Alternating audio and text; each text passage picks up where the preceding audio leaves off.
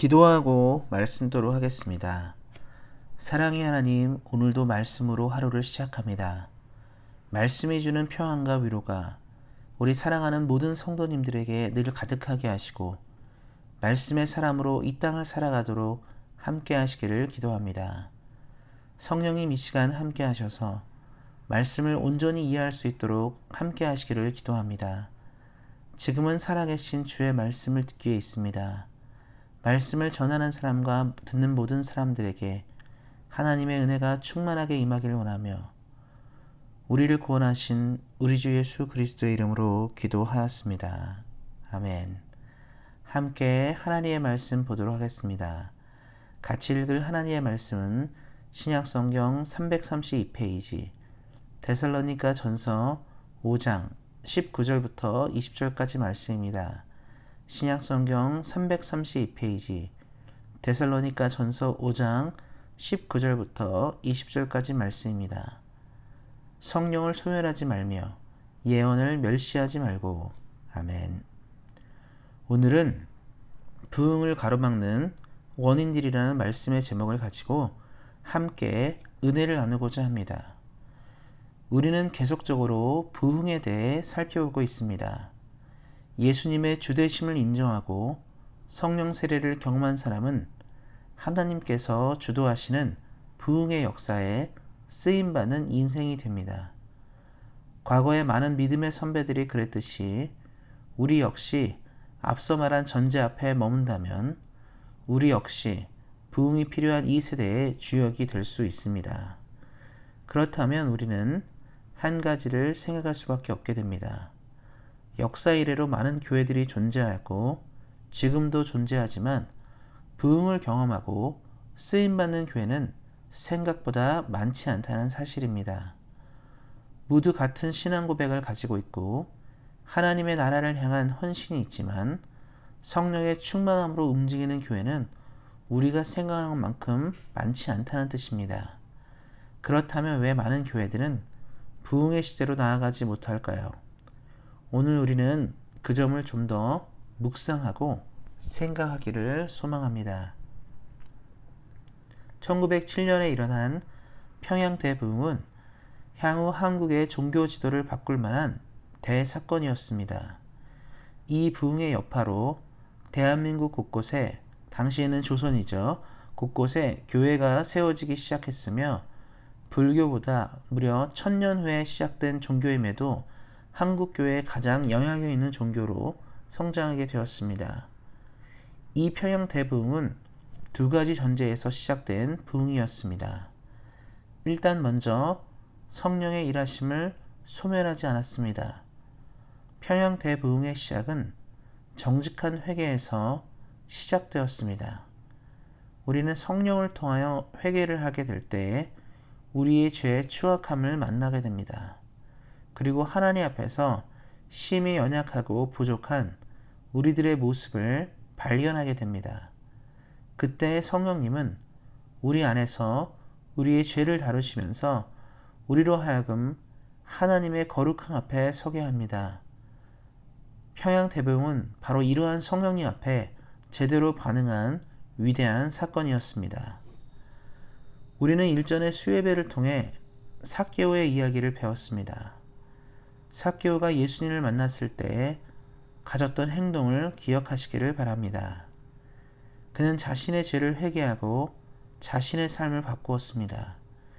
이것은 성령이 우리 안에 역사하기 시작할 때 우리 안에서 성령의 요구를 무시하지 않고 지켜가야 하는 좋은 예를 보여줍니다.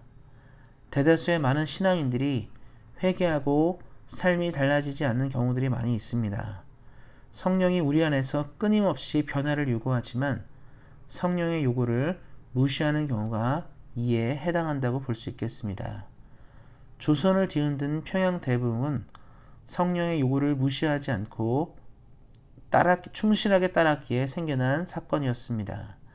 그래서 오늘 본문은 부흥의 시대를 열고 하나님의 뜻을 이루어 나가기 위해 성령을 소멸하지 말라고 이야기합니다. 사랑하는 성도 여러분, 성령을 소멸하는 교회와 공동체는 생명력이 넘치는 공동체가 될 수 없습니다.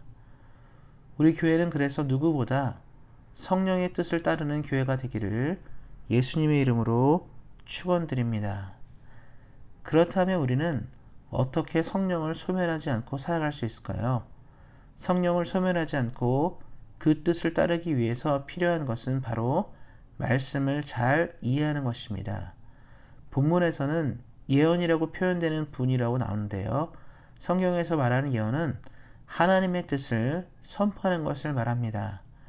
우리 자신을 향해서, 이 시대를 향해서 들려지는 하나님의 메시지를 바로 전달하는 것이 바로 예언입니다. 구약 성경의 수많은 예언들은 이것을 잘 말해줍니다. 흔히들 생각하는 예언은 알 수 없는 미래를 예측하고 그 결과를 전해주는 것으로 생각하지만 그것은 좁은 의미에서의 예언입니다. 예언은 사실 미래를 예측하는 것만으로 충분히 설명되지 않습니다. 성경이 말하는 예언은 사실 하나님의 말씀을 대언하고 선포하는 것에 더 초점을 맞춘다고 할 수 있겠습니다. 우리가 사는 이 세대가 부흥을 경험하기 위해서는 하나님의 말씀이 그래서 먼저 선포되어야 하는 것이 바로 여기에 있습니다. 성령을 분간하지 못하는 세대가 된다면 우리는 부흥의 근처에도 도달하지 못하기 때문입니다. 사랑하는 성도님들 꼭 기억하시기 바랍니다. 예수님 당시에 많은 율법학자들과 서기관, 바리새인들이 예수님을 통해 은혜를 깊게 누리지 못한 이유는 바로 말씀에 대한 온전한 이해, 바른 이해가 부족하였기 때문입니다. 그래서 살아계신 하나님의 말씀을 늘 예수님을 통해 들려졌음에도 불구하고 그들은 예수님의 말씀이 부담스러운 것, 그들의 마음에 거치는 걸림돌과 같이 되었습니다. 그러나 예수님의 말씀을 마음으로 받은 사람들은 그 시절에 감당하기 어려운 삶의 문제들이 예수님으로부터 해결받았을 뿐 아니라 큰 부흥의 불길을 경험하게 된 것입니다. 우리 사랑하는 성도님들이 이 말씀을 기억하시기를 소망합니다. 부흥을 막는, 가로막는 원인들, 성령의 요청을 무시하는, 말씀을 무시하는 이런 태도들에 대해서 멀리 하시기를 바랍니다. 우리 모든 성도님들께서 성령의 뜻을 알고 따라 살며 말씀이 들려질 때마다 감사함으로 전진하시기를 예수님의 이름으로 축원드립니다. 기도하겠습니다. 하나님, 오늘도 귀한 하루 주시고 말씀을 통해 은혜를 허락하심에 감사를 드립니다. 우리 사랑하는 성도님들이 부흥이 필요한 이 세대에 성령과 말씀의 민감함으로 부흥을 체험하게 하시고 부흥을 누리게 하시고 이 시대 가운데 쓰임받는 인생 되도록 함께 하시기를 기도합니다.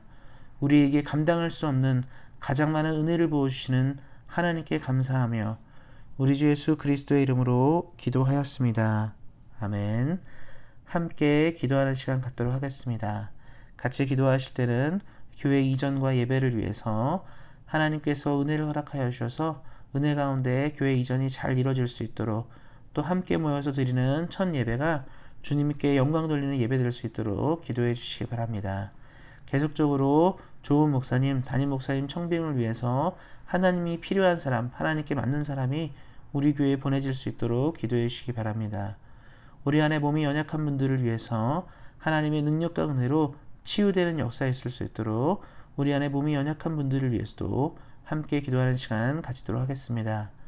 대한민국과 캐나다 정부가 코로나 정국을 잘 대처할 수 있도록 지혜롭게 나라를 이끌어갈 수 있도록 이를 위해서도 기도해 주시기 바랍니다.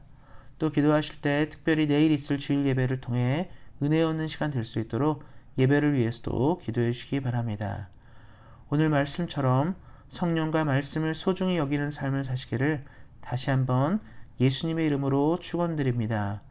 오늘도 말씀 안에서 은혜 안에서 승리하세요. 주의 사랑으로 사랑합니다.